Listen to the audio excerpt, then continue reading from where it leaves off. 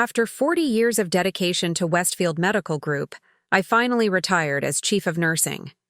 The day I cleaned out my office, I drove home with a lightness I hadn't felt in decades, practically humming as I walked through our front door. I couldn't wait to show Richard the retirement account statement, the culmination of a lifetime of careful saving. But when I logged into our joint account, my stomach dropped. There was only $78,000 left of what should have been close to $2 million. I froze, staring at the screen until a slow smile spread across my face. Poor Richard thought he'd taken everything. Before we jump back in, tell us where you're tuning in from, and if this story touches you, make sure you're subscribed, because tomorrow I've saved something extra special for you. But he had no idea about the other accounts I'd opened 20 years ago after finding that first lipstick-stained receipt. It wasn't always like this between us. When I met Richard Henderson in 1982, he was the rising star surgeon everyone wanted to work with, brilliant, charismatic, and unexpectedly kind to the nursing staff when other doctors treated us like furniture. I was 25. Fresh out of nursing school with ambitions to eventually move into hospital administration. He was 32, already establishing a reputation in cardiovascular surgery. Our romance blossomed against the backdrop of hospital corridors and on-call rooms. Richard would leave little notes in my locker, reminders to eat during long shifts, words of encouragement before difficult procedures. He remembered details about my family in Nebraska that I mentioned only once. When my mother was diagnosed with early-onset Alzheimer's, he personally called specialists and arranged consultations. "Eleanor," he'd say, tucking a strand of hair behind my ear, "you're the steady pulse that keeps this whole place alive." I believed him. I believed every word. We married after a whirlwind 8-month courtship. The ceremony was intimate. Just family and close colleagues in the garden of his colonial-style home in Oak Ridge Hills. I remember thinking how lucky I was that this brilliant man had chosen me. My mother, still lucid enough to attend, whispered, as she adjusted my veil, "Remember what I taught you, Ellie. A smart woman always keeps something of her own." I laughed it off then. What was mine was Richard's, and what was his was mine. That's what marriage meant. The early years were hectic but fulfilling. Richard's surgical career took off, and I advanced to head nurse in the cardiac unit. We worked, long, exhausting hours, but found joy in our shared purpose. Weekends off were sacred, drives to the coast, impromptu dinner parties with friends, planning the future we would build. "We'll retire early," Richard would say, tracing circles on my back as we lay in bed on Sunday mornings. "Maybe a house on Lake Geneva. You can garden. I'll finally learn to play jazz piano. We'll be that disgustingly happy old couple everyone envies." I believed in that future so completely that I agreed when Richard suggested combining our finances. "It makes more sense for long-term planning," he explained, showing me charts and projections. "We'll maximize our retirement savings this way." With his financial background, his father had been an investment banker. It seemed logical to let him manage our money. I focused on my career, pursuing my master's in healthcare administration while climbing the ranks at Westfield. As we approached our 10th anniversary, subtle changes began to appear.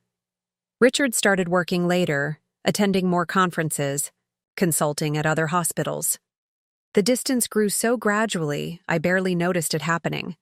When I did mention it, he'd remind me of our retirement goals.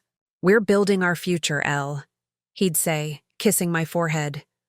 "A few more years of this pace, and we'll be set for life." Then came that winter night in 2002. I was searching for our insurance documents to file a claim for a minor fender bender. In Richard's home office, I found a receipt tucked inside a medical journal. Dinner for two at Castellano's, an expensive Italian restaurant downtown. The date was my birthday, a day Richard had been stuck in emergency surgery.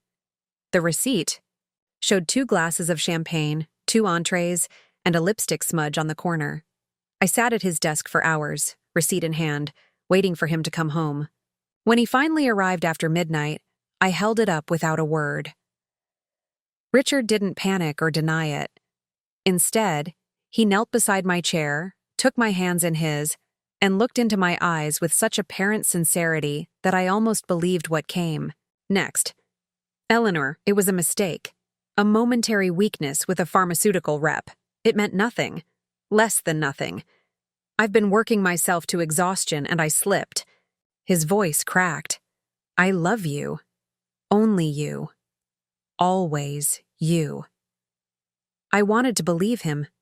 Part of me did believe him. But something fundamental had shifted.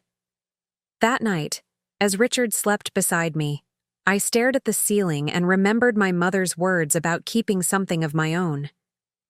The next day, I opened a separate bank account at First National, a bank Richard never used. I began transferring small amounts from my paychecks, nothing that would be noticed in our busy financial life.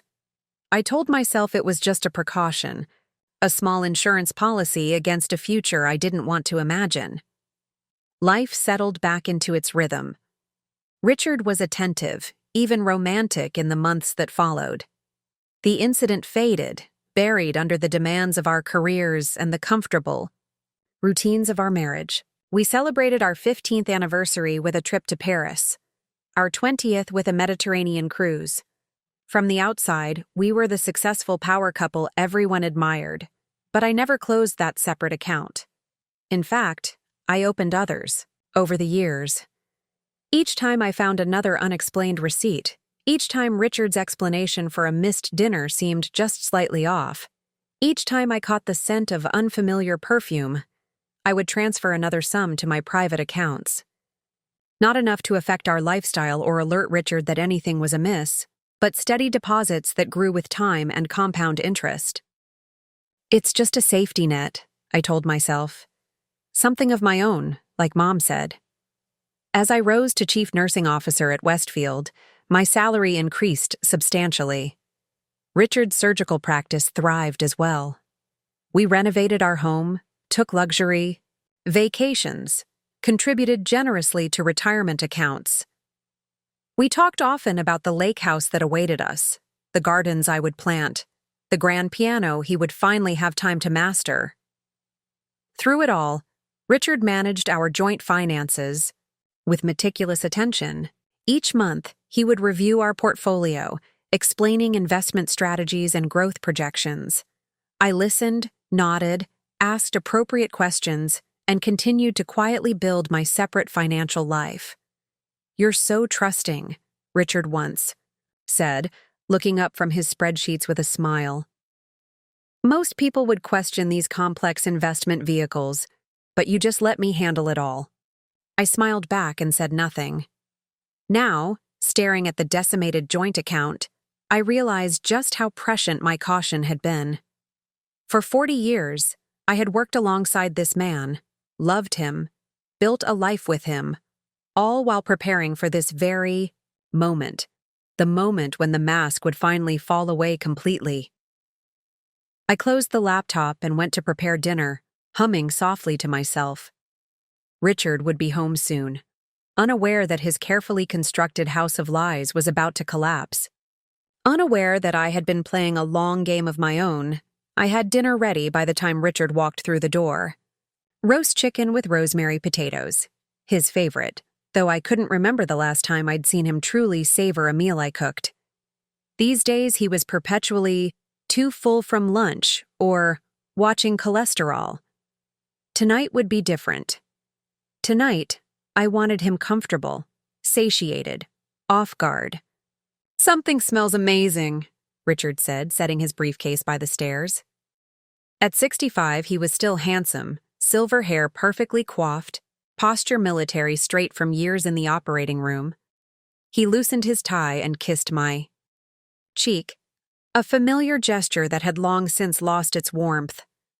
I thought we'd celebrate, I said, uncorking a bottle of Bordeaux I'd been saving. First official night of retirement. To new beginnings. Richard raised his glass, his smile not quite reaching his eyes. Was that nervousness I detected? Did he know that I'd checked our accounts? Preparing and narrating this story took us a lot of time, So if you are enjoying it, subscribe to our channel. It means a lot to us. Now back to the story. Throughout dinner, I kept the conversation light. Hospital gossip, plans for the garden this spring, an article I'd read about jazz venues in Geneva. Richard seemed to relax with each glass of wine, though I noted he checked his phone twice when he thought I wasn't looking. After clearing the plates, I brought out my laptop. Instead of dessert, I thought we should go over our finances, I said casually. Now that retirement is actually here, not just something we talk about. A flicker of tension crossed his face before he composed himself. Can it wait until tomorrow? Let's enjoy. Tonight? It'll just take a minute, I insisted, opening the screen. I'm excited to see exactly where we stand. I turned the laptop to face him, displaying our decimated joint account. Richard, can you explain why there's only $78,000 in our primary retirement account? The color drained from his face. He reached for his wine glass, took a long sip, and set it down with meticulous care. Eleanor, I can explain. Please do. My voice was calm, belying the storm brewing inside me. Richard rubbed his temples, suddenly looking every day of his 65 years. The market has been volatile. Some investments didn't perform as expected. Investments don't withdraw $8,500 monthly for the past 6 years, I replied, opening another tab showing the transaction history I'd printed at the bank earlier. Nor do they specifically target our retirement funds while leaving your personal accounts untouched. He stared at the evidence, shoulders slumping slightly. Then, with practiced precision, he shifted strategies. Eleanor, you've never understood finance. These are complex transactions, moving money between accounts, diversifying assets. It looks worse than it is. I smiled thinly. Then you won't mind showing me these other accounts where our money has been diversified? They're not all easily accessible online, he stammered. Some are in long-term vehicles, offshore accounts to minimize taxation. I have the paperwork in my office. Show me. Now? It's getting late. Now. With visible reluctance, Richard led me to his home office, the sanctum where he'd managed our financial life for decades. He unlocked the bottom drawer of his desk and withdrew several folders, spreading documents across the polished mahogany surface. As he shuffled papers, explaining complex investment structures and market fluctuations, I silently opened my phone's recording app. 20 minutes of technical jargon and circular explanations later, Richard finally paused, looking expectantly at me. Do you understand now? He asked, a hint of his doctor's condescension creeping into his voice. It's all there, just not in the form you expected. I brushed aside his elaborate explanations and pulled out one specific document from the pile. This account at Meridian Trust, I said, pointing to a statement. Explain the beneficiary designation. Richard's composure cracked. On the form, clearly visible, was the name Vanessa Winters, listed as 50% beneficiary alongside Richard himself. Not Eleanor Henderson. Not his wife of 40 years. Who is Vanessa Winters? I asked quietly. A colleague, he said quickly. A research partner. It's a professional arrangement for a medical project we're co-developing. The fund is earmarked for research. Research, I repeated flatly. And does this research require weekly payments to cover a Riverside condo mortgage?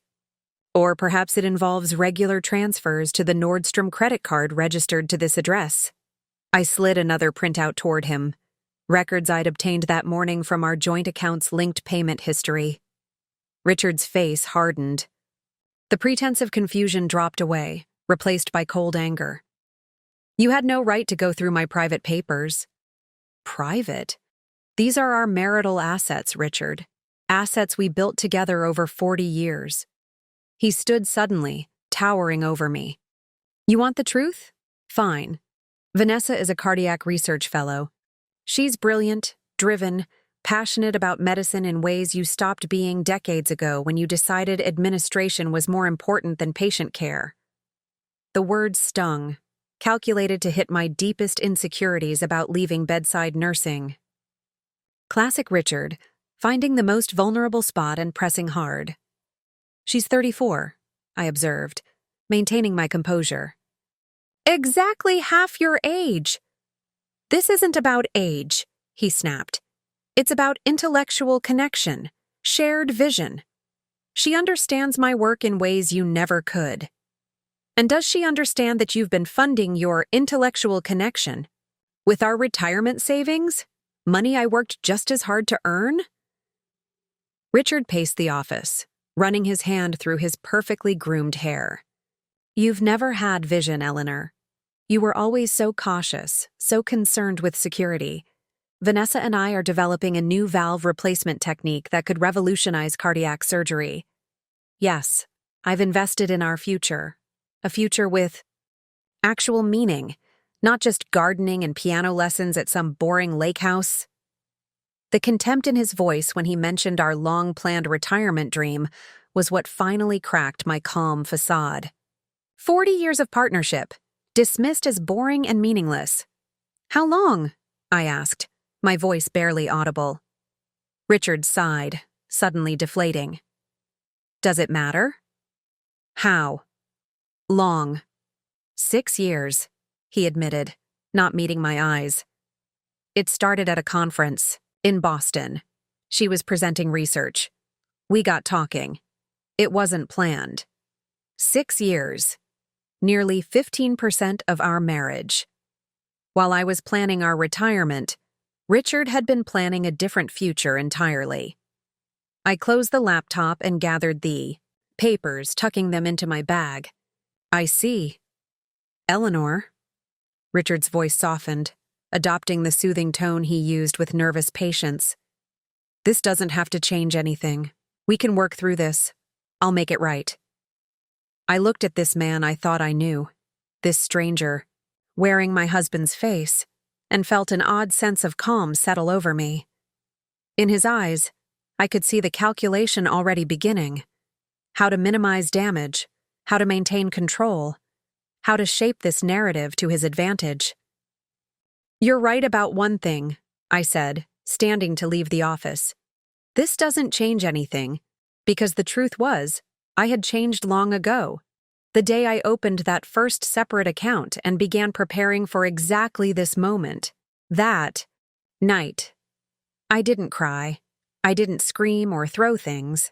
I simply waited until Richard fell into an uneasy sleep, then slipped out of bed and went to work. The dining room table became my war room. I spread out bank statements, investment reports, property records, everything I could find. With methodical precision, I began reconstructing the financial history of our marriage, searching for the exact moment Richard had begun his betrayal. The patterns emerged slowly at first, then with shocking clarity. 6 years ago, as Richard had admitted, small transfers began appearing. $3,000 here, $5,000 there, innocuous enough to escape immediate notice. These grew steadily larger and more frequent. In the past year alone, he had transferred over $350,000 to various accounts and credit cards. I created a spreadsheet tracking every dollar, every date.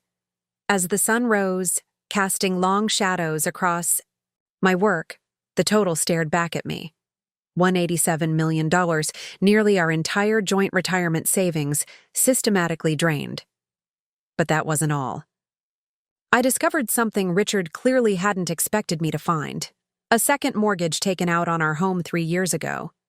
My signature appeared on the documents, but I had never signed them. The forgery was good but unmistakable to me. The E in Eleanor slanted slightly wrong, missing the distinctive loop I always used. I photographed everything, scanning crucial documents and emailing them to myself.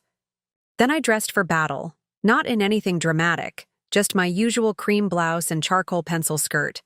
The uniform of Eleanor Henderson, CNO, who had managed a staff of 500 and an 8-figure departmental budget without breaking a sweat. At sea, 7 a.m., As Richard stumbled bleary-eyed into the kitchen seeking coffee. I was already on my second cup, fully dressed, hair and makeup perfect. "We need to talk," I said calmly. Richard's eyes narrowed with suspicion. "I thought we covered everything last night." "Hardly." I pushed the second mortgage document across the counter toward him. "Would you care to explain this?" He glanced at it briefly. "It was necessary for some investments. I mentioned the paperwork to you. You must have forgotten signing it." "I never signed this, Richard. That's not my signature." A flicker of something, panic, annoyance, crossed his face, quickly replaced by practiced indignation. "Are you accusing me of forgery? After 40 years of marriage?" "I'm simply stating a fact. I never signed this document authorizing a $450,000 loan against our home." Richard took a long sip of coffee, studying me over the rim of his mug. When he set it down, his voice was controlled, reasonable. The voice he used to explain complicated medical situations to anxious families. "Eleanor, you've been working 60-hour weeks for years. Is it possible you signed this during one of those late nights when you were reviewing documents I left for you? You've often signed things without reading them thoroughly." The gaslighting was so skillful I almost questioned myself. Almost. "No, Richard. I've never signed financial documents without reading them, and I've certainly never authorized a second mortgage on our home." He sighed, changing tactics. "Fine. Yes, I took out the loan. It was for Vanessa's research project, a time-sensitive opportunity that required immediate capital. The returns will be substantial once the patent is secured. I didn't tell you because you've always been unnecessarily conservative with investments." "This isn't an investment. It's theft." I pushed another document toward him, the record of our joint account showing the steady depletion of funds. "You've taken nearly $2 million from our retirement accounts. Money we both worked for." Richard's facade of reasonableness cracked. "I earned most of that money. My surgical practice brought in 3 times what you made in administration." There, it was, the truth beneath the veneer of partnership. In Richard's mind, our finances had never truly been shared. He had merely allowed me to believe they were. "And yet," I said with deadly calm, "my name is on those accounts too. My labor built those savings alongside yours. My career supported yours. All those nights I managed everything so you could focus solely on surgery." Richard dismissed this with a wave of his hand. "I've always acknowledged your contributions. But let's be realistic about who was the primary breadwinner." I took a deep breath, suppressing the urge to remind him how my connections had secured his position at Westfield after that malpractice suit nearly derailed his career in 2010. How my health insurance had covered his knee replacements when his own policy would have required substantial out-of-pocket costs. Instead, I slid one final document across the counter, a printout of a reservation at the Lakeside Inn for the coming weekend. Richard's name alongside Vanessa Winters. "Were you planning to tell me about this trip, or would it have been another medical conference?" For the first time, Richard looked genuinely uncomfortable. "It's a working weekend. The inn has conference facilities. How convenient that it also has champagne couples packages and lakefront suites." I tapped my finger on the confirmation, details highlighting the romance package he'd booked. Richard's posture changed, defensive anger replacing discomfort. "What do you want from me, Eleanor? An apology? Fine. I'm sorry you found out this way. But Vanessa and I have plans. Revolutionary medical research that could save thousands of lives. Your retirement fantasies of gardening and book clubs seem trivial in comparison." Each word was calculated to diminish me, to reframe his betrayal as some noble scientific pursuit while portraying me as shallow and unimportant. It might have worked once in the early years when I still measured my worth against his accomplishments. Not anymore. "I want a full accounting of every dollar you've taken," I said, my voice steady. "And I want access to whatever's left." Richard leaned back, a flicker of smugness crossing his face. And if I refuse? Then I go to the police with evidence of financial fraud and forgery. I contact the medical board about ethical violations involving a fellow under your supervision. I speak with the university grant committee about potential misappropriation of research funds. The color drained from his face. You wouldn't. Try me. For 40 years, I had been reasonable, accommodating, supportive. I had bent myself into shapes to fit his vision of our life together. But I had also been preparing, quietly, methodically, for exactly this confrontation. Richard must have seen something new in my eyes because he pushed away from the counter, suddenly wary. You've changed. No, I replied softly. I've always been this person. You just never bothered to look closely enough to see it. He grabbed his keys and headed for the door. I need to get to the hospital. We'll discuss this later when you're thinking more rationally. Classic Richard, retreating when cornered, dismissing my concerns as irrational emotion. But this time, his usual tactics wouldn't work. This time, I had evidence, leverage, and most importantly, financial security he knew nothing about. As the door slammed behind him, I picked up my phone and made 3 calls. First to a locksmith, then to my attorney, and finally to First National Bank. The investigation phase was complete. Now it was time for action. When the locksmith left that afternoon, I wandered through our 5-bedroom colonial like a stranger. Every corner held memories: the sunroom where we'd shared Sunday coffee for decades, the kitchen island where we'd hosted countless dinner parties, the study where Richard had coached me through my master's thesis defense. 40 years distilled into furniture and photographs, objects that suddenly felt hollow. I stopped before our wedding portrait hanging in the foyer. We looked impossibly young, me in my mother's restored lace gown, Richard handsome in his tuxedo. His arm wrapped protectively around my waist, my face tilted toward his in complete adoration. Had I ever been that young woman? Had he ever been that man? The tears I'd been holding back finally came. Not in dramatic sobs, but in silent streams. That seemed they might never end. I wasn't crying for the man who had just betrayed me. I was mourning the death of a 40-year illusion, a partnership I had believed in with my whole heart. I sank onto the staircase, still clutching the new house keys the locksmith had given me. The weight of everything crashed down at once. The betrayal, the lies, the years wasted loving someone who saw me as nothing more than a convenience, a backdrop against which he could play out his real life. What a fool, I whispered to the empty house. What an absolute fool I've been. But even as the words left my lips, another voice rose within me, my mother's voice, pragmatic and strong despite the Alzheimer's that would eventually claim her. You're no fool, Eleanor Marie, she would have said. A fool doesn't prepare. A fool doesn't protect herself. You did both. I dried my tears and stood, squaring my shoulders. She was right. While Richard had been systematically betraying our marriage, I had been systematically insulating myself from disaster. Those separate accounts I'd established after finding that first lipstick-stained receipt had grown steadily over 20 years. Small, regular deposits. Conservative but reliable. Investments.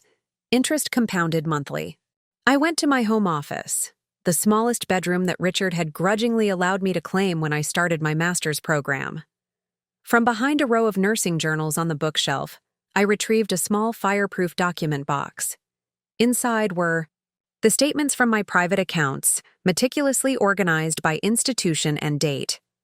First National Bank, $847 $236.42. Meridian Credit Union, 5/15/8973. Vanguard Investment Portfolio, $692,451.19 in total, just over $2 million. Slightly more than what Richard had drained from our joint accounts to fund his relationship with Vanessa. I ran my fingers over the numbers, feeling a complex mix of emotions. There was vindication, certainly, a grim satisfaction that my paranoia had been justified, my precautions warranted. But there was also profound sadness. What kind of marriage had this really been, where both partners had secret financial lives? Had there ever been true trust between us? I thought back to that moment 20 years ago when I opened my first separate account. I had told myself it was just insurance, just a safety net. But wasn't there also a part of me that already knew? A part that recognized even then that Richard would eventually betray me completely? The phone rang, startling me from my thoughts. It was Sophie, our daughter. "Mom? Dad just called me. He says you're having some kind of breakdown over retirement? Something about accusing him of stealing money?" I closed my eyes, fighting a wave of fresh pain. Of course, Richard had already called Sophie, getting ahead of the story, shaping the narrative. Sophie, our brilliant surgeon daughter who had followed in her father's footsteps and idolized him completely. "Sophie," I said carefully, "this is complicated. Your father and I are having some serious financial discussions. He says you locked him out of the house." Her voice was sharp with accusation. At 35, Sophie had her father's decisiveness and his inability to see shades of gray. "Yes, I did. After discovering he's been having an affair and has drained nearly all our retirement savings." Silence on the line. Then, "Dad wouldn't do that." I could have argued, could have laid out the evidence, explained the documents and transfers. But I knew my daughter. Like her father, she needed to discover truth in her own time, her own way. "I understand you don't want to believe it," I said gently. "But the evidence exists. When you're ready to hear it, I'll share everything with you." "This is insane," Sophie muttered. "You've been working too hard. Retirement is stressing you out. Dad suggested you might need to talk to someone, get some help." The calculated cruelty of Richard's preemptive strike took my breath away. Not only had he portrayed me as unstable to our daughter, but he'd positioned himself as the concerned husband. Classic manipulation. "Sophie, I love you. I'm not going to try to turn you against your father. But I am going to ask that you keep an open mind. Things aren't always what they seem." "Whatever, Mom. Just unlock the house and stop this drama. You're embarrassing yourself." She hung up without saying goodbye. I set the phone down, a fresh wave of pain washing over me. Richard had taken so much, our savings, our retirement dreams, our home equity. But this, poisoning my relationship with our daughter, this cut, deeper than any financial betrayal. For a moment, I considered giving in, unlocking the doors, apologizing, pretending I'd overreacted. It would be easier. Sophie would forgive me. Richard would come home. Life would return to its comfortable patterns. We'd have less for retirement than planned, but with my secret accounts, we'd still manage. I could swallow this betrayal as I had swallowed smaller ones over the years. I could choose peace over justice, as women have been conditioned to do for generations. The thought lasted only a moment before I dismissed it. I had spent 40 years being reasonable, compromising, understanding. I had built my identity around being the steady one, the peacemaker, the emotional support system that allowed Richard's star to shine. No more. I returned to my document box and pulled out one more item, a sealed envelope containing a letter I'd written to myself 10 years earlier after discovering a suspicious text message on Richard's phone. I had written it in a moment of clarity, then sealed it away, unwilling to face its implications. Now, I broke the seal and read my own words from a decade past. "Dear Eleanor, if you're reading this, the day has finally come when you can no longer deny what you've always known. Richard will never love you the way you deserve to be loved. He will never be faithful, never be truly honest, never put you first. The question now is, what will you do with this knowledge? Will you continue to shrink yourself to accommodate his betrayal? Or will you finally claim the life you deserve?" Choose yourself this time. You've earned it. I folded the letter carefully and returned it to the envelope. The younger me had seen so clearly what I had tried for years to blur and rationalize away. The doorbell rang, interrupting my thoughts. I glanced at my watch, 4:30 p.m. The attorney had arrived right on schedule. Attorney Diane Winters was nothing like I expected. In my mind, divorce lawyers were either sharply dressed barracudas or weary cynics. Diane was neither. A 60-something woman with silver-streaked hair pulled into a practical bun, wearing a simple navy pantsuit and carrying a worn leather briefcase that had clearly seen decades of use. "Mrs. Henderson," she said as I showed her to the dining room where my evidence was still spread out. "I appreciate you meeting on such short notice." "Eleanor, please," I replied. "And thank you for coming. I know this isn't a traditional consultation." Diane smiled, the corners of her eyes crinkling.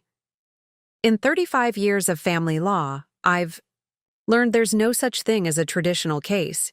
Each heartbreak has its own signature." For the next hour, I walked her through everything: the depleted accounts, the forged mortgage documents, the records of transfers to Vanessa Winters. Diane took meticulous notes, occasionally asking clarifying questions but offering no judgment. When I revealed my separate accounts, however, her eyebrows rose slightly. "That was prescient of you," she remarked. Not prescient, just cautious. There were signs for years, little inconsistencies, explanations that didn't quite add up. I chose to ignore them for the sake of the marriage, but I wasn't foolish enough to leave myself without options. Diane nodded, something like approval in her eyes. "Most clients come to me after the damage is done, financially speaking. You've positioned yourself much more advantageously." She closed her notepad. "What exactly do you want, Eleanor?" The question caught me off guard. What did I want? Revenge? Justice? Freedom? "I want what's fair," I said finally. "I worked for 40 years. I contributed to this marriage financially, emotionally, professionally. I want my share of what we built together, and I want Richard to understand there are consequences for what he's done." Diane studied me for a moment. "Not revenge, then?" "No," I said firmly. "Revenge would be letting anger drive my decisions. I just want accountability." She smiled again. "Then let's talk strategy." We were finalizing our approach when headlights swept across the dining room windows. Richard's BMW pulled into the driveway, followed immediately by another car, a red Audi I didn't recognize. "That would be my husband," I said, a strange calm settling over me. "And I suspect that's Vanessa with him." Diane glanced at her watch. "Earlier than we expected. Would you prefer I leave?" "No," I replied, standing to face the door. "I think your presence might be useful." Moments later, Richard's key scraped ineffectually in the changed lock, then came pounding on the door, followed by his voice, sharp with indignation. "Eleanor, open this door immediately. This is ridiculous." I walked slowly to the entrance, Diane following a few steps behind. Through the sidelight window, I could see Richard on the porch, and behind him, a slender brunette in a crisp white lab coat, presumably Dr. Vanessa Winters. I opened the door but remained blocking the entrance. "Richard, what the hell is this?" he demanded, holding up his useless key. "You changed the locks? Have you completely lost your mind?" "No, Richard. For the first time in years, I'm thinking with perfect clarity." I turned my gaze to the woman behind him. "Dr. Winters, I presume?" She had the grace to look uncomfortable, her eyes darting between Richard and me. She was beautiful, certainly, with dark, intelligent eyes and an elegant bearing that made her seem older than her 34 years. "Mrs. Henderson," she began, "I understand this is awkward." "Awkward?" I repeated softly. "Is that the word you'd use to describe sleeping with a married man and accepting nearly $2 million of his wife's retirement savings?" Her face paled. Richard told me those funds were his research grants. Richard stepped between us. That's enough.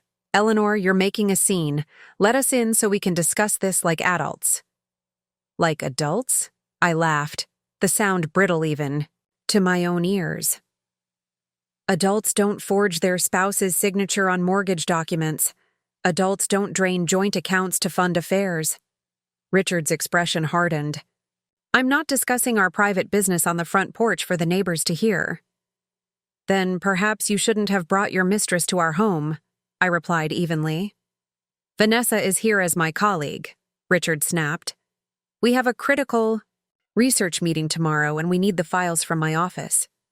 Your research, of course. I smiled thinly. The revolutionary valve technique that apparently requires luxury condo payments and shopping sprees at Nordstrom. Vanessa flushed, taking a step back. Richard, you said your wife knew about our relationship. You said she understood the importance of our work. She's exaggerating, Richard said quickly. Eleanor has always been dramatic. She's struggling with retirement, that's all. I watched this exchange with a strange detachment, as if observing characters in a play. The ease with which Richard lied, the practiced way he dismissed me, it was all so familiar, yet seeing it from this new perspective made it almost laughable. I'm not exaggerating the $187 million you've diverted from our accounts, I said calmly. Nor am I exaggerating the forged mortgage documents, which I've already discussed with both the bank and my attorney. I gestured to Diane, who stepped forward.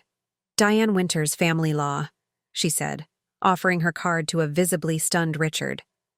I suggest we continue this discussion through proper legal channels. Richard's face flushed dark red. You brought a lawyer into our home? Without even discussing this with me first? Just as you brought your mistress to our doorstep, I replied. We all make choices, Richard. He took a threatening step forward. This is still my house. You can't keep me out. Actually, Diane interjected, smoothly, as the property is titled solely in Mrs. Henderson's name, a fact I confirmed this afternoon, she absolutely can restrict access, particularly given the documented evidence of financial exploitation. This was news to me.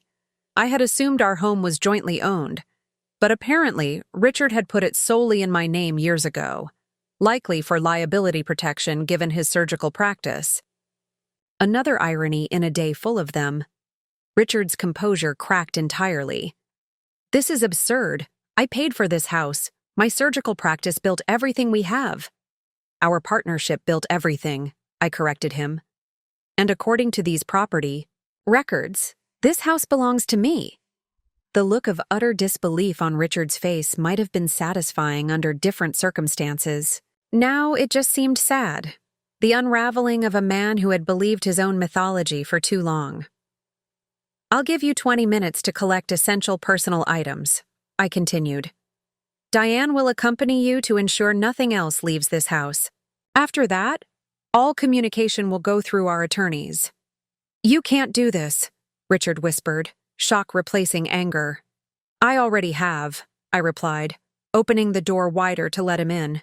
20 minutes, Richard. The clock is ticking, as he brushed past me. The scent of his familiar cologne, the same one he'd worn for decades, caught me off guard. For a brief moment, my resolve wavered. This was Richard, my husband of 40 years, the father of my child, my partner through life's greatest challenges. Then I caught sight of Vanessa still standing uncertainly on the porch, and the moment passed. This man had stopped being my true partner long ago. Dr. Winters, I said, holding her gaze, I suggest you wait in your car, and you might want to review those research grant documents more carefully in the future. Her eyes, wide with something between fear and shame, dropped to the ground. She turned without a word and walked quickly back to her Audi. I closed the door behind her, leaning against it for a moment to steady myself. The first confrontation was over. Now the real battle would begin. The morning after Richard collected his belongings, my phone began ringing at 7 a.m. sharp. I let it go to voicemail as I sipped my coffee on the patio, watching cardinals flit among the flowering dogwoods. The messages accumulated throughout the day, a Greek chorus of confusion, concern, and, in some cases, thinly veiled judgment. Sophie again. Mom, this has gone far enough. Dad's staying at the Marriott. He looks terrible. Whatever this is about, you need to fix it. James, our son-in-law. Eleanor, Sophie's really upset. Can you please call her? Richard's not saying much, but this doesn't sound like you. Patricia, my sister. Ellie, what on earth is happening? Richard called saying you've had some kind of breakdown. Do I need to fly out there? Dr. Martin Weber, Richard's oldest colleague. Eleanor, Richard missed grand rounds this morning. He's never missed rounds in 30 years. Whatever's going on, please reconsider. Catherine Lawson, neighbor and supposed friend. Eleanor, Richard just stopped by to borrow our lawnmower. He says you've locked him out. We've been neighbors for 20 years. Is there anything Tom and I can do to help you two work through this rough patch? By noon, I'd received 14 messages. Not one person had considered that Richard might be the one at fault. Not one had asked for my side of the story before assuming I was having a breakdown or being unreasonable. It was astonishing how quickly decades of being the dependable one, the rational one, could be erased by Richard's carefully crafted narrative. I played each message twice, then deleted them all. The only call I returned was to Patricia, my younger sister, and the one person who might eventually understand. It's not what Richard's telling people, I said when she answered. I figured as much, she replied. You're the most stable person I know. What's really happening? I gave her the condensed version. The affair, the financial betrayal, my separate accounts. Secret accounts? Patricia whistled low. That doesn't sound like my rule-following big sister. I'm not the woman everyone thinks I am, I replied. Maybe I never was. Good, Patricia said firmly, because the woman everyone thinks you are has spent decades accommodating a man who clearly doesn't deserve it. After speaking with my sister, I made one more call. To Margaret Chen, the hospital board chair and someone I'd worked closely with for 15 years. Eleanor, she greeted me warmly. I was hoping you'd call. There are some concerning rumors circulating. I imagine there are, I replied.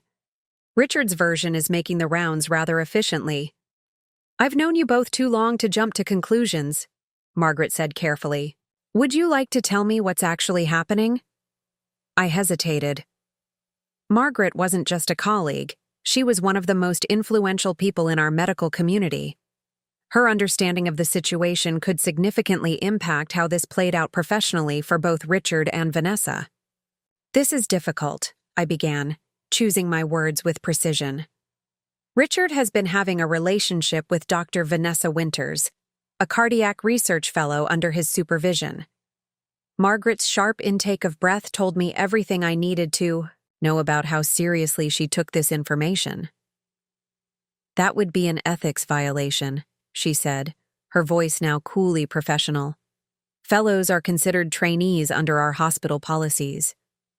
Yes, I confirmed. And he's been funding this relationship with our retirement savings, nearly $2 million over the past 6 years. Silence stretched between us. Then, do you have documentation of this, Eleanor? Extensive documentation. Another pause. I'll need to bring this to the ethics committee immediately. Are you prepared for what that might mean for Richard's position? Was I? Richard's surgical career had been the center of our lives for 4 decades. His reputation at Westfield was impeccable, or had been until now. Did I really want to be the one to dismantle it?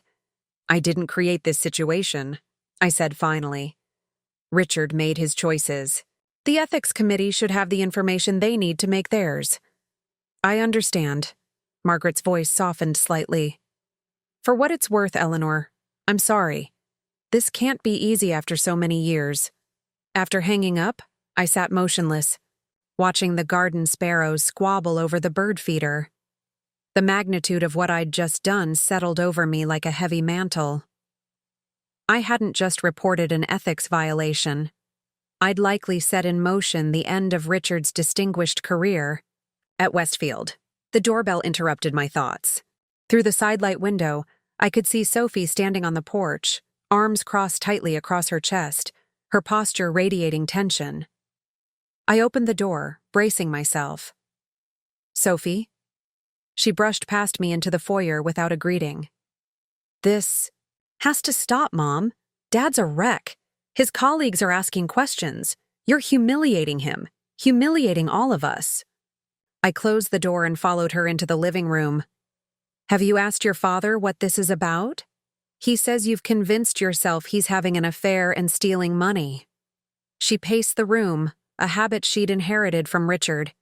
"He says you need help, that retirement has triggered some kind of paranoia." "And you believed him without question?" I kept my voice gentle, remembering that despite being a brilliant surgeon, Sophie was still our daughter caught between warring parents. "Why wouldn't I?" "Dad doesn't lie." The absolute certainty in her voice broke my heart a little.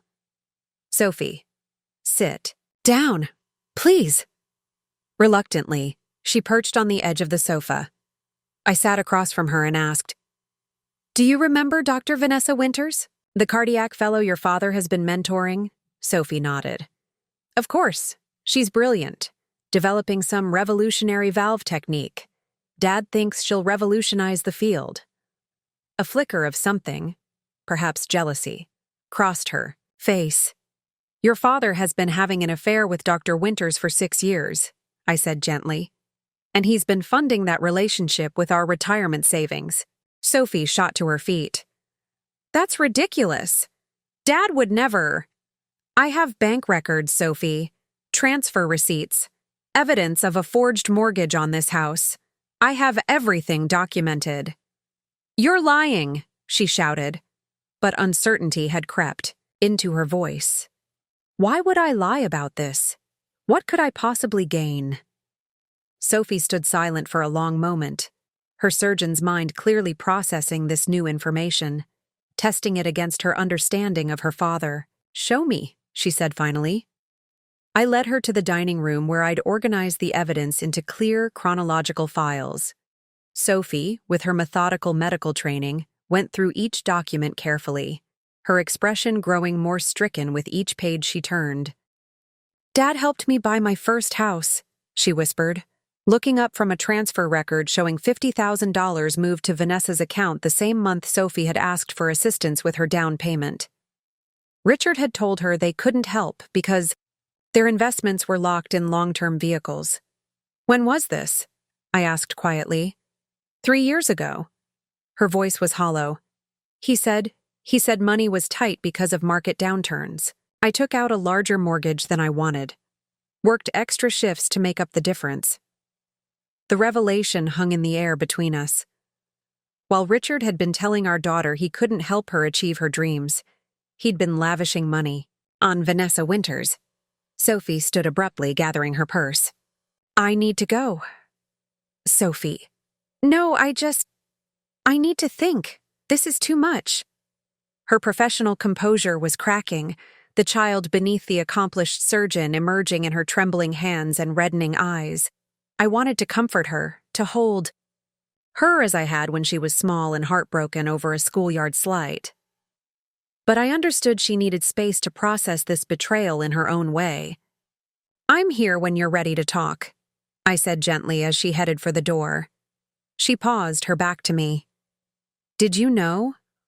All this time, did you suspect?" The question was layered with meaning. Was I complicit through my silence? Had I failed her by not confronting Richard sooner? I knew something wasn't right, I admitted, but I chose to believe in our marriage, in your father, until I couldn't anymore. Sophie nodded once, sharply, then left without another word, the door closing quietly behind her. The week after Sophie's visit passed in a blur of legal consultations, financial documentation, and increasingly desperate messages from Richard. With each passing day, the reality of my situation settled more deeply into my bones. 40 years of marriage was ending not with a gentle fade, but with a spectacular implosion.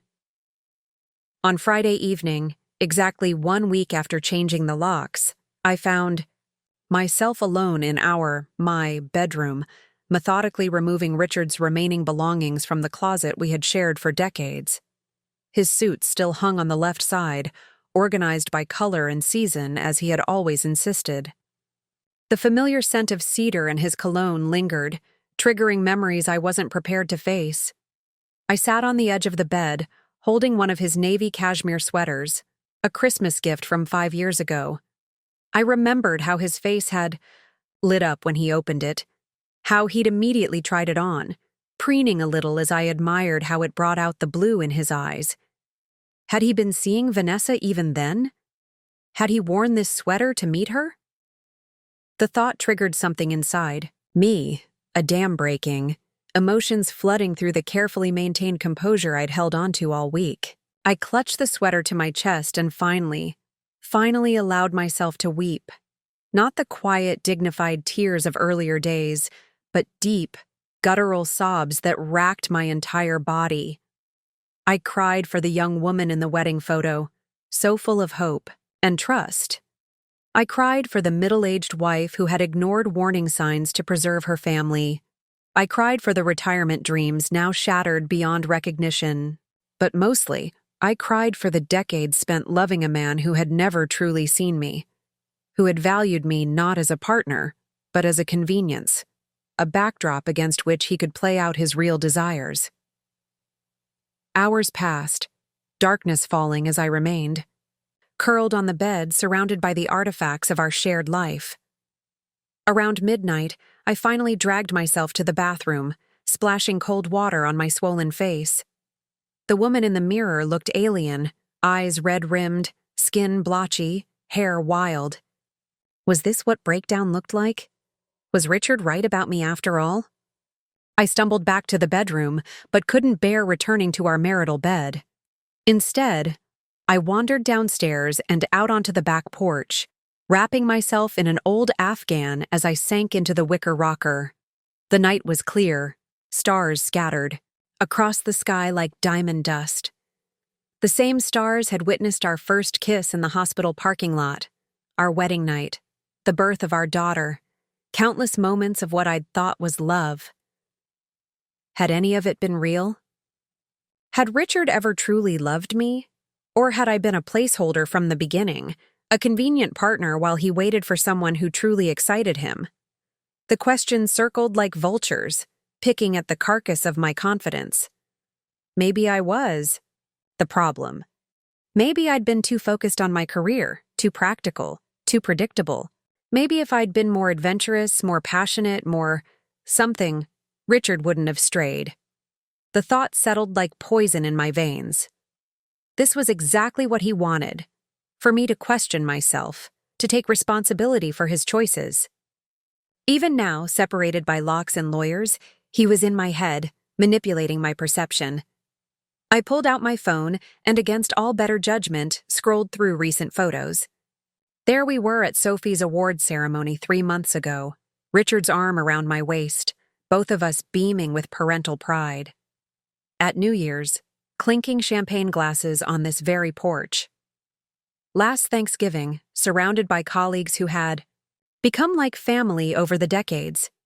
In every image, we looked like the perfect couple, the successful surgeon and his accomplished wife, partners in life and work. The ultimate medical power couple, as the hospital newsletter had once described us, all a carefully constructed facade, hiding the rot beneath. The phone buzzed in my hand. A text message from Richard. Eleanor, this has gone far enough.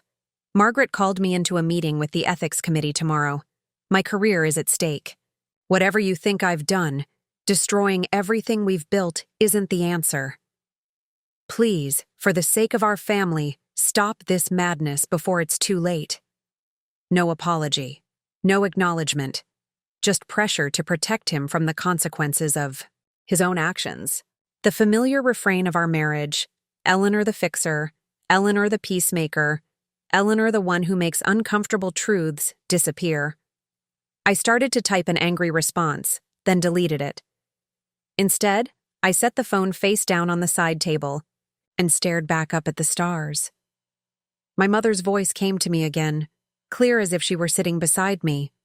When you don't know what to do next, Eleanor Marie, just breathe. The next step will come to you. I closed my eyes and took a deep breath, then another. The night air filled my lungs, cool and clean, carrying the scent of blooming jasmine from the garden bed below the porch. I had planted those jasmine vines 15 years ago, against Richard's protestations that they were too high maintenance. Now they climbed the trellis in a riot of white flowers, their fragrance intensifying in the darkness. Slowly, with each breath, clarity began to return. The suffocating weight of doubt lifted slightly, allowing space for a different perspective to emerge. Yes, 40 years of marriage was ending. Yes, it hurt more than I had imagined possible. But I was still here, still breathing, still capable of smelling jasmine on a spring night. I had survived raising a child while building a career. I had navigated hospital politics and budget crises. I had cared for my mother through the ravages of Alzheimer's. I had weathered each of these storms, and I would weather this one too. Moreover, I had something Richard didn't know about: financial security he couldn't touch. While he faced the collapse of his carefully constructed life, I had options, freedom, possibilities. The irony wasn't lost on me.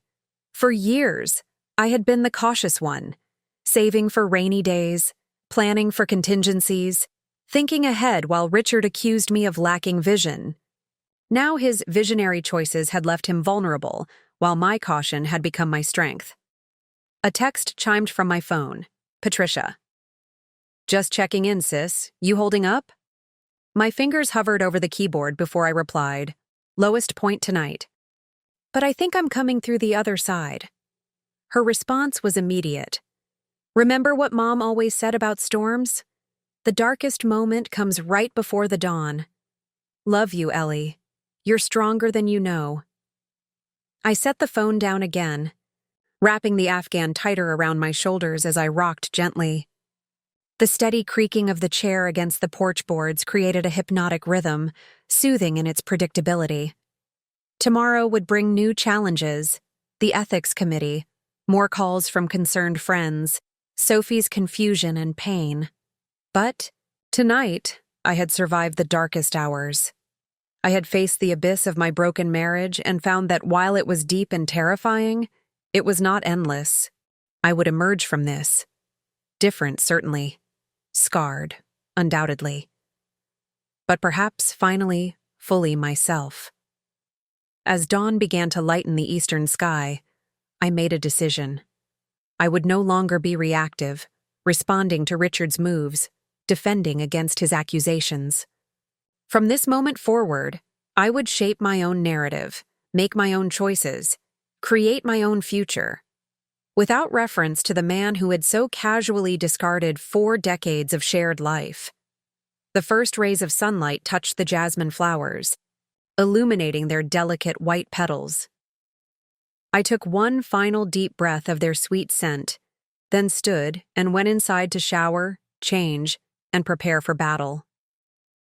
By 7 a.m., I was dressed in a crisp charcoal suit that I had worn to countless hospital board meetings, my armor for the day ahead.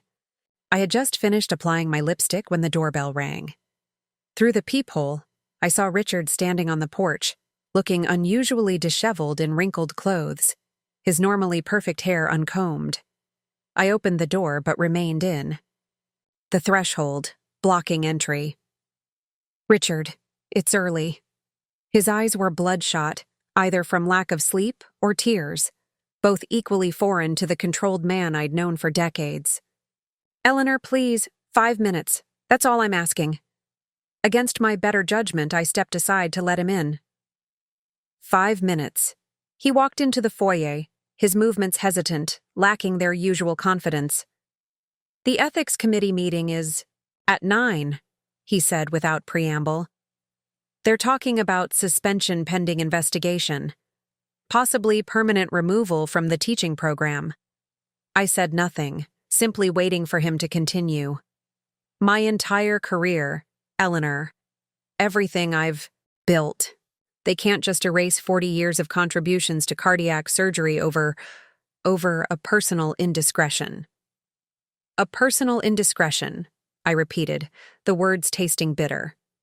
Is that what you call a 6-year affair with a fellow under your supervision, funded with nearly $2 million of our retirement savings? He flinched, then rallied. I know it looks bad. I made mistakes, serious ones. But the work Vanessa and I are doing could save thousands of lives. The valve technique we're developing could revolutionize treatment for congenital heart defects. Doesn't that count for something? The audacity was breathtaking.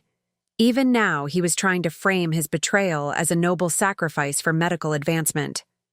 The ethics committee isn't concerned with your research, Richard. They're concerned with the abuse of power in your relationship with a trainee and the potential misappropriation of research funds. That's why I need you there, he said, his voice dropping to that intimate, persuasive tone he had always used when he wanted something. If you tell them this is a private matter between us, that you don't wish to pursue any claims, stop. The word came out sharper than I intended. I will not lie to protect you.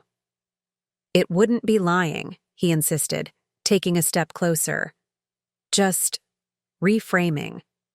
You and I can deal with our personal issues privately. There's no need to destroy my professional standing in the process. I studied his face. The face I had woken up beside for 40 years. The familiar lines around his eyes. The small scar on his chin from a childhood bicycle accident. The dimple in his right cheek that appeared when he smiled. I had loved this face once, had trusted the man behind it completely. Your 5 minutes are up, I said quietly. Eleanor. No, Richard. I've spent decades accommodating you, making excuses for you, rearranging my life to fit your needs. No. More? His expression hardened. So that's it?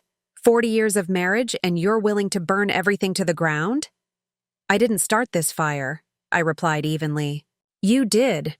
The moment you decided our vows, our partnership, our future together meant nothing. That's not fair, he protested. I never stopped caring about you. Caring? I laughed, a short, bitter sound. Is that what you call it when you drain our retirement accounts? When you forge my signature on mortgage documents? When you lie to our daughter about why you can't help her? He paled at the mention of Sophie. You told her? She deserved to know the truth. Richard's composure finally cracked. You had no right. Sophie is my daughter too, my legacy in medicine. How could you turn her against me? I didn't turn her against you, I said calmly.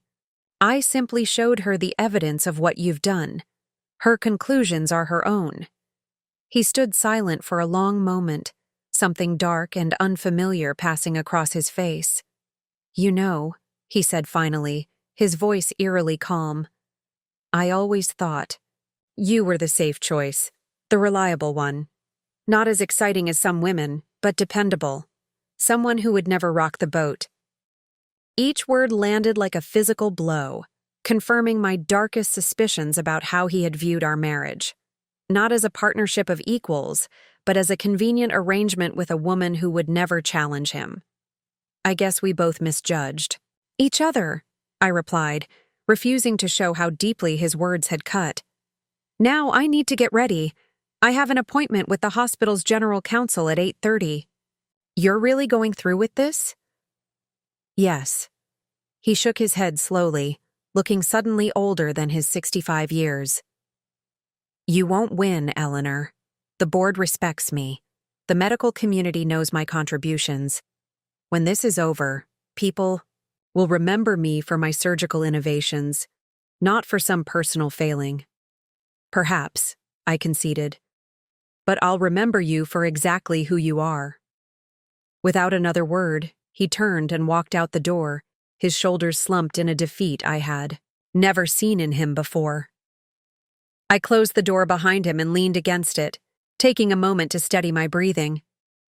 Then I straightened my jacket, checked my appearance in the hall mirror, and gathered the documents I would need for the day ahead. The drive to Westfield Medical Center felt surreal, the same route I had taken for decades, now undertaken with such different purpose. I parked in the visitor's lot rather than the administrative space I had used until retirement, a small but symbolic acknowledgement that I was no longer part of this institution. Walking through the main entrance, I was struck by how familiar yet foreign everything felt. The same polished floors, the same subdued lighting, the same hushed conversations of medical staff. I had spent my professional life in these halls, building a reputation for competence and integrity that had earned me the respect of colleagues at all levels. Would that reputation survive what I was about to do? The thought gave me pause as I approached the elevator. Was I prepared for the consequences of exposing Richard's behavior? The whispers, the divided loyalties, the inevitable rewriting of our history that would occur?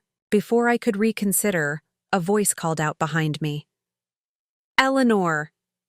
I turned to see Margaret Chen approaching, her expression grave but kind. "I'm glad you came," she said, taking my arm and guiding me toward a side corridor instead of the elevator. "The general counsel is waiting in the small conference room, more private than his office." As we walked, Margaret kept her voice low. "Eleanor, I want you to know that what you're doing takes immense courage. The Ethics Committee has already reviewed the preliminary evidence and it's troubling, to say the least." "What happens now?" I asked. "The committee will hear Richard's statement at 9. Then they'll make a recommendation to the board regarding his position and privileges." She paused, choosing her next words carefully. "There's also the matter of Dr. Winters. As a fellow, her position is more precarious." I hadn't given much thought to what would happen to Vanessa. Despite everything, I couldn't bring myself to wish for her professional destruction. She was young, brilliant by all accounts, and perhaps as manipulated by Richard as I had been, albeit in different ways. "I'm not interested in ruining Dr. Winters' career," I said finally. "My concern is the misappropriation of funds that were meant for our retirement." Margaret nodded thoughtfully. "That may not be entirely separable from the ethics violations, but I'll make your position clear to the committee." We reached the conference room door, and Margaret paused, her hand on the knob. "Are you ready for this?" I took a deep breath, thinking of the secret accounts I had built over 20 years. The financial security Richard knew nothing about, the future I could still claim for myself despite his betrayal. "Yes," I said firmly. "I'm ready." The meeting with Westfield's general counsel, David Rothman, was exhaustive. For 2 hours, I walked him through the documentation, bank statements, transfer records, the forged mortgage papers. He asked pointed questions, took meticulous notes, and occasionally exchanged glances with Margaret that I couldn't quite interpret. "Mrs. Henderson," he said finally, closing his notepad, "this evidence is compelling, but you should be aware of what you're potentially setting in motion. Dr. Henderson has been the face of our cardiac program for decades. His research has brought in millions in grants and donations. Are you suggesting I should ignore financial fraud because my husband is valuable to the hospital?" I asked, keeping my voice neutral. "Not at all," David replied quickly. "I'm simply ensuring you understand that this will become complex, professionally and personally." "I already understand that," I said, "but the complexity doesn't change the facts." He nodded, gathering his papers. "The Ethics Committee is meeting with Dr. Henderson now. I'll join them to present this information." He paused, looking uncomfortable. "You should know that Dr. Henderson has already begun mounting a defense." "What kind of defense?" I asked, a knot forming in my stomach. "He's suggesting that you were aware of and approved these financial arrangements, that this is retaliation for his relationship with Dr. Winters." David's expression remained carefully professional, but I could see the discomfort behind his eyes. "He's provided emails and text messages that he claims demonstrate your knowledge." The knot in my stomach tightened. forged, like the mortgage documents. Margaret, who had remained silent through most of the meeting, spoke up. "We're taking everything with appropriate skepticism, Eleanor. Richard is fighting for his career. We expected this." I nodded, though a wave of nausea swept through me. After 40 years, I should have anticipated Richard's tactics, yet the depth of his deception still had the power to shock me. "One more thing," David added, almost reluctantly. "Dr. Henderson has requested that his attorney be present for any further discussions." Gerald Fowler. The name hit me like a physical blow. Gerald Fowler was not just any attorney. He was a longtime friend of Richard's, a member of the same exclusive men's club, a confidant who had been at our dinner table countless times over the decades. Of course, Richard would call on him now. "Understand," I said, keeping my voice steady. "Is there anything else?" "Not at the moment," David replied. "The ethics committee will likely have questions after they review everything. We'll be in touch." As Margaret walked me out, she lowered her voice. "Gerald Fowler is aggressive, Eleanor. He'll try to make this about your credibility versus Richard's. Are you prepared for that?" "As prepared as I can be," I replied. Though, privately I wondered.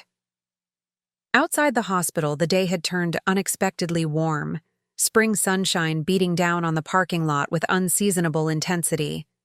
I was halfway to my car when I heard someone calling my name. "Mrs. Henderson! Eleanor, please wait." I turned to see Vanessa Winters hurrying toward me, her white coat flapping, dark hair escaping its neat bun. Up close, she looked even younger than I'd thought, barely older than Sophie, with the same intensity in her eyes that my daughter had when focused on a difficult case. "Dr. Winters," I acknowledged coldly. "I don't think we have anything to discuss." "Please," she said, her voice cracking slightly. 5 minutes, not here." Against my better judgment, I followed her to a small garden area on the edge of the parking lot, a memorial space dedicated to a former chief of surgery, ironically funded in part by donations from Richard and me years ago. Vanessa perched on a stone bench, her posture rigid with tension. "I need you to know that Richard told me the money came from his personal research accounts. He said his wife, you, had your own separate finances, and this had nothing to do with your joint assets." I remained standing, unwilling to share the bench with her. "And you believed that?" "Why wouldn't I?" She looked up at me, eyes pleading for understanding. "He's Richard Henderson, the most respected cardiac surgeon in 3 states. When he approached me about collaborating on the valve technique, it was the opportunity of a lifetime." "And when did the collaboration extend beyond the operating room?" I asked, unable to keep the edge from my voice. She flushed. "It evolved, gradually. Richard said you and he had an understanding, that you'd grown apart years ago but stayed together for appearances. The familiar story, the wife who doesn't understand him, the loveless marriage maintained for convenience. I'd heard variations of it from friends whose husbands had strayed, never imagining I would one day be the subject of the same tired narrative." "There was no understanding," I said flatly. "There was only a man betraying his wife of 40 years. Vanessa seemed to shrink slightly. "I never meant to hurt anyone. The research is real, Mrs. Henderson. The valve technique we're developing could transform pediatric cardiac care. Richard believed in my work when no one else would even look at it." Despite everything, I felt a flicker of sympathy. How many talented young women had I seen throughout my career, brilliant minds seeking recognition in a field still dominated by men? How many had been vulnerable to the attention and validation of powerful men like Richard? "I believe you about the research," I said, softening slightly. "But that doesn't change what he did, or your part in it." "I know," she whispered. "The ethics committee just suspended me pending investigation. My fellowship is probably over. Everything I've worked for—" She trailed off, blinking rapidly. I should have felt vindicated. Instead, I felt a complicated mix of emotions. Anger still, yes, but also a strange sense of kinship with this young woman who had been drawn into Richard's orbit, just as I had been, decades earlier. "Why are you telling me this?" I asked. Vanessa straightened, composing herself. "Because Richard is telling everyone that you knew about our relationship, that you approved the financial arrangements, that this is all some vindictive response because you couldn't handle retirement. And I know that's not true." Before I could respond, my phone rang. Diane, my attorney. I excused myself and stepped away to take the call. "Eleanor," Diane said without preamble, "Gerald Fowler just filed an emergency petition with the court. Richard is seeking an immediate injunction to access the house and joint accounts, claiming financial elder abuse on your part." "Elder abuse," I repeated, stunned. "I'm the same age he is." "He's claiming your recent behavior represents a significant mental decline, that you've become paranoid and delusional following retirement, and that he needs access to your financial records to protect your joint assets." I gripped the phone tighter, my knuckles whitening. "That's absurd." "It's strategic," Diane replied grimly. "He's trying to flip the narrative, make himself the concerned husband and you the unstable one. We need to respond immediately. Can you come to my office now?" "I'm on my way," I said, ending the call. When I turned back, Vanessa was still waiting on the bench, watching me with a strange expression. Part guilt, part determination. "Richard just accused me of elder abuse," I told her, not entirely sure why I was sharing this with the woman who had been sleeping with my husband. "He's telling the court I've become mentally unstable." Vanessa's eyes widened. "That's not what he told me this morning. He said he was going to try to work things out with you to find a reasonable settlement. Apparently his strategy has changed," I said bitterly. She stood, hesitating slightly before reaching into her lab coat pocket and pulling out a thumb drive. "Here, this has all the emails between Richard and me for the past 6 years, including ones where he explicitly told me that you knew nothing about our relationship or the money he was giving me." She held it out. "I was going to give this to the ethics committee tomorrow, but you should have it for your legal case." I stared at the small device, suspicious. "Why would you help me?" "Because I made a mistake getting involved with Richard, but I won't be part of destroying an innocent person's reputation." Her jaw set in a determined line that reminded me, oddly, of myself at her age. "And because he told me last night that if things went badly with the ethics committee, he had evidence that I'd coerced him into the relationship and misappropriated the funds without his knowledge. So Richard was preparing to sacrifice Vanessa, too, if necessary. Of course he was.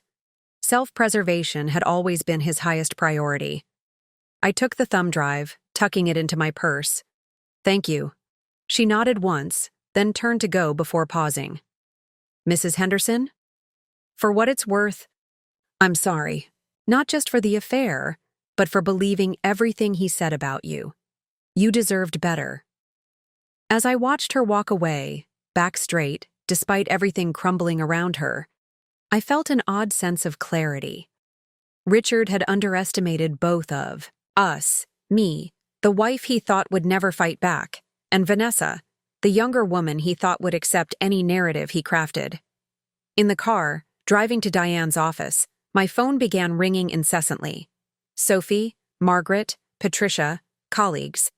From the hospital, I ignored them all, focusing on the road ahead and the battle that was rapidly escalating beyond anything I had anticipated.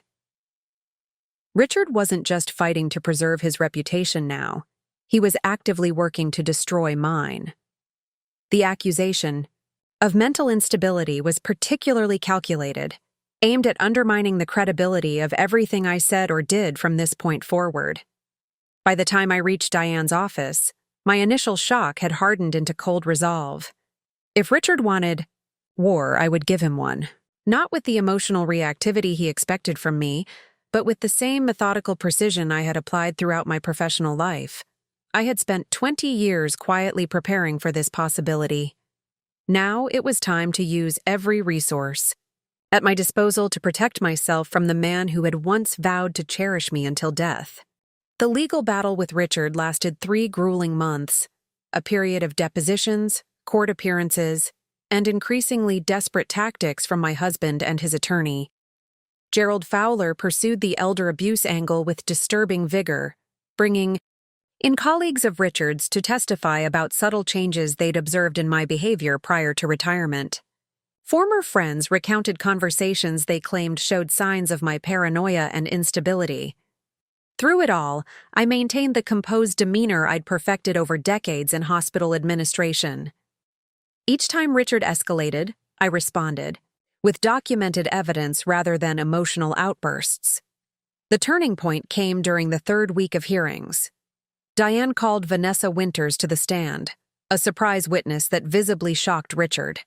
As Vanessa methodically detailed their relationship, the financial arrangements, and most damaging of all, Richard's explicit statements about keeping everything hidden from me, his case began to unravel. Dr. Henderson told me repeatedly that his wife knew nothing about our relationship or the money he was providing, Vanessa testified, her voice steady despite Richard's glare from across the courtroom. He said keeping her in the dark was necessary because she wouldn't understand the importance of our research. When presented with the emails from Vanessa's thumb drive, including messages where Richard had bragged about how easily he manipulated me, Gerald Fowler's elder abuse narrative collapsed completely. The judge's ruling was unequivocal. Richard had committed financial fraud and exploitation. He was ordered to provide a full accounting of all funds diverted from our joint accounts and to repay the entire amount, $87 million plus interest. Additionally, the second mortgage he had fraudulently obtained was invalidated, with the bank required to pursue Richard personally for repayment. As for the house, the judge confirmed it was solely in my name, and Richard had no claim to it whatsoever. The ethics committee at Westfield reached their own conclusions 2 weeks later. Richard was permanently removed from teaching positions and leadership roles. While allowed to maintain limited surgical privileges due to his technical expertise, his career was effectively over. On the final day of court proceedings, as we waited for the judge to enter for formal closure of the case, Richard approached me in the hallway. He looked smaller somehow. His confident posture diminished, the charismatic energy that had defined him notably absent. "You've won, Eleanor," he said quietly. "Congratulations on destroying everything we built." I looked at this man I had loved for most of my adult life and felt an odd mixture of sadness and freedom. "I didn't destroy anything, Richard. I simply refused to let you take everything from me." His eyes, once so captivating to me, hardened with resentment. "I hope it was worth it." I smiled slightly, thinking of my secret accounts and the future they would now secure. It was. The judge's final order granted me the divorce on grounds of fraud and abandonment. Richard walked out of the courtroom a diminished man, his reputation in tatters, his relationship with Sophie strained to breaking, his financial future uncertain. I walked out free. 6 months after the divorce was finalized, I sat on the dock of my lake house, watching the sunset paint the water in shades of gold and crimson. Not the house on Lake Geneva that Richard and I had talked about for decades.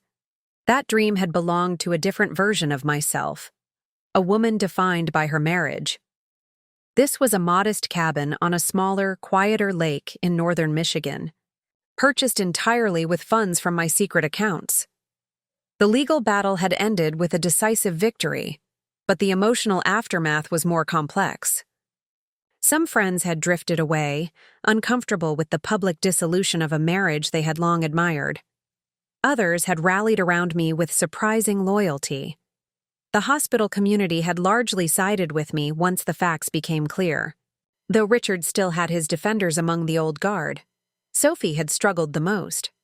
After weeks of minimal contact, she had finally called one evening, her voice small and uncertain. "I've been going through Dad's old emails," she said without preamble. There's so much I never knew, never saw. We see what we want to see in the people we love, I replied gently. I'm sorry I didn't believe you immediately, she whispered. I should have known you would never make something like this up. The healing between us was gradual but real. She had visited the lake house twice now, bringing Mason, my 4-year-old grandson, whose delight in feeding the ducks and building sandcastles had been the purest joy I'd experienced in years. I heard the crunch of tires on gravel, Patricia arriving for our weekly dinner. Since the divorce, my sister had become my closest confidant, spending at least one weekend a month at the lake house. Look at you, living the dream, she called, as she walked down to the dock, carrying a bottle of wine and a bag of groceries. From hospital administrator to lake goddess, the transformation is complete. I laughed, standing to embrace her. Hardly a goddess, just an old woman enjoying her retirement. Not old, Patricia corrected, setting down her bags to hug me properly. Liberated. The word resonated. Liberated. That's exactly how I felt. Freed from decades of accommodating a man who had never truly valued me, released from the constant, low-grade anxiety of knowing something was wrong but choosing not to see it. Later, after a dinner of grilled fish caught that morning and vegetables from my newly planted garden, Patricia and I sat on the screened porch, listening to the evening chorus of frogs and crickets. Have you heard anything about Richard? She asked cautiously. I nodded. Sophie mentioned he's taken a position at a small practice in Arizona, significantly less prestigious than Westfield. Apparently, Vanessa didn't follow him there. Are you surprised? No, I replied thoughtfully. She's young, ambitious. Richard was useful to her career until he wasn't. I suspect she recognized the pattern before it was too late. Patricia studied me over her wine glass. You sound almost sympathetic toward her. Oddly, I am. She was misled too, in her own way.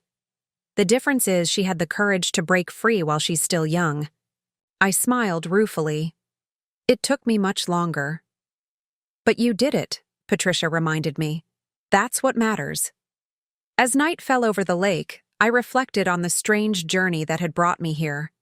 The devastating discovery that had initially seemed like the end of everything had ultimately led to a beginning I couldn't have imagined, a life truly my own, shaped by my choices, secured by my foresight.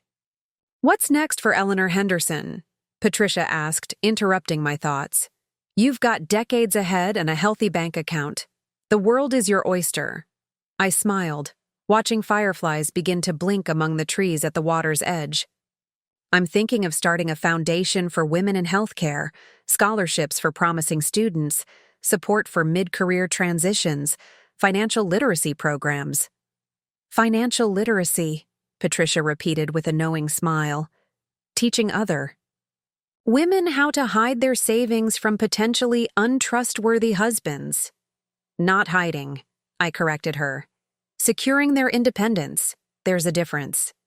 As we laughed together in the gathering darkness, I felt a profound sense of peace. The pain of betrayal hadn't disappeared entirely. 40 years couldn't be erased so easily, but it had transformed into something else. Wisdom, resilience, and an unexpected gift of freedom that I was only now learning how to unwrap. 2 years. After discovering Richard's betrayal, I stood at the podium of Westfield Medical Center's largest conference room, addressing the inaugural gathering of the Henderson Women in Healthcare Initiative. The irony of keeping my married name for the foundation hadn't escaped me, but there was a certain satisfaction in reclaiming it for something meaningful. Financial independence isn't just about money, I told the audience of young female medical students, nurses, and physicians. It's about agency. The freedom to make choices based on what you truly want, not what circumstances force upon you. From the back of the room, Sophie watched with a small smile, her expression a mixture of pride and lingering sadness. Beside her sat Vanessa Winters, whose unexpected friendship with my daughter had developed during the aftermath of the scandal. Vanessa had eventually landed a research position at Johns Hopkins, her career recovering from its association with Richard. She had reached out to me 6 months earlier, asking if she could volunteer with the foundation. Some of you may know my story, I continued, looking out at the attentive faces. It made headlines in medical circles and became something of a cautionary tale. But the lesson isn't simply be careful who you trust. It's about recognizing your own worth and protecting it, not out of paranoia, but out of self-respect. As I spoke, I thought about my mother's words from so many years ago. A smart woman always keeps something of her own. At the time, I had dismissed her advice as outdated, a relic from an era when women had fewer opportunities and rights. Now I understood its timeless wisdom. Trust and independence aren't mutually exclusive, I said, nearing the end of my speech. The healthiest partnerships, personal and professional, are built on mutual respect for each other's autonomy. Never let anyone convince you that protecting yourself means you love less or give less. Sometimes it simply means you love yourself enough. After the applause and the networking reception that followed, I found myself alone for a moment, looking out the large windows toward the hospital, where I had spent my career. The same building where I had met Richard as a young nurse, where we had built our professional lives in parallel, where our marriage had ultimately unraveled. Full circle, Sophie said softly, joining me at the window. In some ways, I agreed. But the view is different now. Sophie slipped her arm through mine. Mom, I've been meaning to ask. Did you always know? About Dad, I mean? Did you suspect all along? I considered the question carefully. Not consciously, but somewhere deep down I must have. Otherwise, why would I have started those separate accounts? Why would I have been so methodical about building my financial safety net? Self-preservation, Sophie mused. Even when you weren't ready to face the truth. The mind knows things the heart isn't ready to accept, I replied. I loved your father, truly, deeply loved him, for many years. But love shouldn't require blindness. Outside, twilight was settling over the hospital grounds, lights coming on in windows, shift changes underway.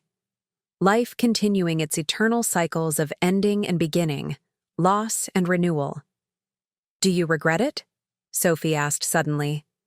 The marriage, 40 years is a long time to invest in something that ended so painfully. I turned to my daughter, this remarkable woman who carried parts of both Richard and me within her. No, I said truthfully. I don't regret it. It gave me you. It shaped me in countless ways. And in the end, it taught me that it's never too late to stand up for yourself, to reclaim your power, to begin again. As we walked together toward the parking lot, I felt a profound sense of completion. The betrayal that had once threatened to define my retirement had instead become merely one chapter in a much longer, richer story. A story that continued to unfold in unexpected and satisfying ways. Richard had spent our retirement on his mistress, but I had been my own best friend, my own protector, my own advocate when it mattered most. And that, perhaps, was the greatest victory of all. Up next, you've got 2 more standout stories right on your screen. If this one hit the mark, you won't want to pass these up. Just click and check them out. And don't forget to subscribe and turn on the notification bell so you don't miss any upload from us.